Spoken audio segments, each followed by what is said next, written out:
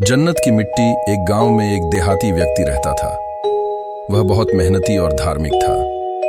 जब उसने अपना घर बनाया तो उसके साथ ही एक छोटी सी मस्जिद भी बनाई ताकि उसके 7 बेटे नमाज अदा कर सकें। जब निर्माण पूरा हो गया तो उसने अपने बेटों को बुलाया और कहा, मैं चाहता हूं कि मस्जिद की लिपाई जन्नत की मिट्टी से की जाए।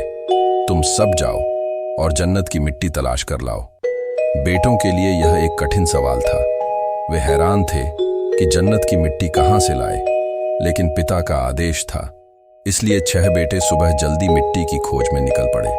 वे अलग अलग जगहों पर गए, कई लोगों से पूछा, पहाड़ों, खेतों और नदियों के किनारों तक गए, लेकिन कहीं भी जन्नत की मिट्टी का कोई निशान नहीं मिला।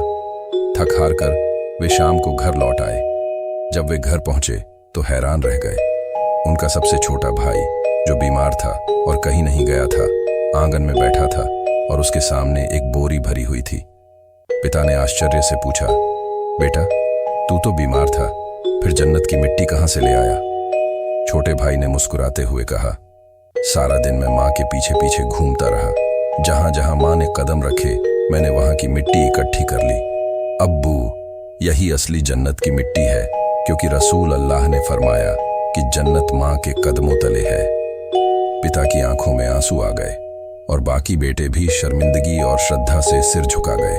उन्हें समझ आ गया कि सच्ची जन्नत की मिट्टी वही है जो माँ के कदमों के नीचे होती है, और माँ की सेवा ही जन्नत पाने का सबसे श्रेष्ठ मार्ग है।